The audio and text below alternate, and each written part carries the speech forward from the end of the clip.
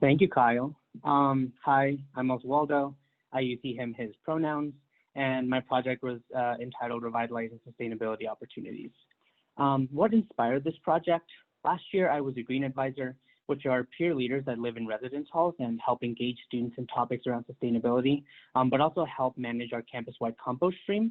It was and is an amazing program, but I felt that there was a need to create more programs that engage students who aren't as willing to pursue a year-long internship, especially first years who want to get involved in some other facet. This prompted my interest in the fellowship, and after getting the position, I was fortunate enough to be able to go to Hawaii as a kickstart to my PSRF project to attend an environmental retreat in Waianae. I spent 3 days immersed in sustainability work with other passionate young people, which reinforced this idea that we need to not only find more ways for students to get involved, but we also need to think about ways to have deep learning experiences for people to reimagine their views on sustainability and create powerful relationships with others. So my project. It's always been two distinct pieces, which I used to think were separate, but now I see as two pieces of the same puzzle. One is to branch out our opportunities to reach more people and create more involvement, and the other is to set down seeds to create and strengthen existing relationships with people in and out of our community. So let's talk about the first one first. This is the Office of Sustainability, and it has some apples that people can take. These apples include the Green Advisors, which I've already mentioned, Sustainability Advocates, which are staff eco-reps that partner with Green Advisors to implement projects in their departments. We have PSRFs, the program that I'm in, and office interns, which help with different tasks that the office may need. All these apples are really great, but they're kind of high up and require some commitment to go and grab them. So what if we had some apples at the bottom that were a little easier to grab? Or what if they were even easier to grab? Like what if they were on the ground? Even better, what if there was a stand that was giving out these apples to anyone who walked by? That was the goal of these projects, these apples. So that's what I did. I created a proposal to hire student waste experts. Right now, Green Advisors are the only group on campus that sort the compost stream, which has been growing more and more yearly. These waste experts will be able to help the GAs sort our compost stream. They will also help with the yearly waste characterization studies, which are really, really pivotal in understanding what we are doing in our zero waste goals. And most importantly, they will be able to engage with our community during large outdoor events, to talk to our community and teach them about our waste stations and about everything that we're doing. I also created a proposal for a student programming intern. As many of you know, our current program manager is leaving at the end of this year, which is really sad.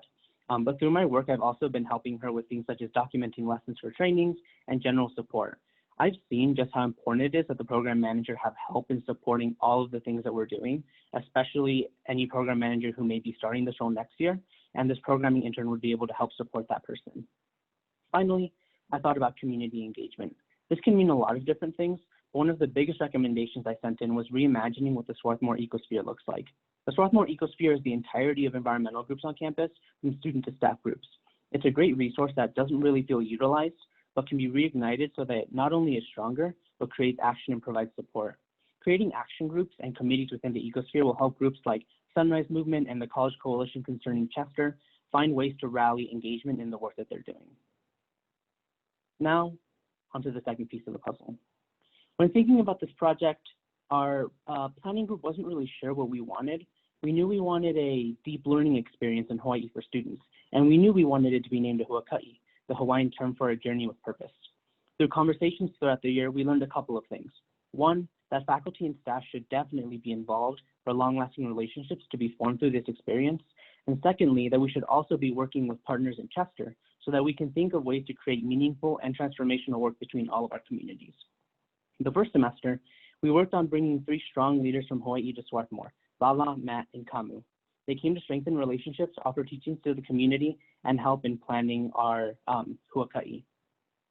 Then, through loads of planning, in March, we were able to successfully send a group of 14 people to Hawaii for this Huaka'i. Participants learned about farming, indigenous innovation, and so much more. 4 of these participants were also PSRFs, who you'll hear more from later today. I could talk on and on about this experience, but I'll leave that to the film that you'll be watching after our Q&A. After this Huaka'i, we were supposed to think about next steps in sending students to do work in Hawaii over summer, but that was interrupted by COVID-19. This did, however, lead the way to create deeper conversations about the role of fellows in doing work and the role of supporting each other in times of need. I sent in recommendations around this, such as, what should these relationships look like in the immediate and far future? and what immersion experiences should look like in general when considering communities that we're reaching out to and being a part of. So, what did I learn from this experience? The first thing I learned is that it is so crucial to have a plan for whatever work you're doing and then be willing to toss it right out the window almost immediately if things are definitely going to change. As long as you define a purpose to the work that you're doing, the process will always follow, no matter how often that process has to change. Real life work is rough. It changes so rapidly and leaves things really hard to predict. But if you take that turbulence and use it to find new opportunities to do work and to make change, then you are harnessing that energy and creating something really beautiful. I'd like to give a huge thank you to all the people that helped me with my project throughout the year, and thank you all for being here.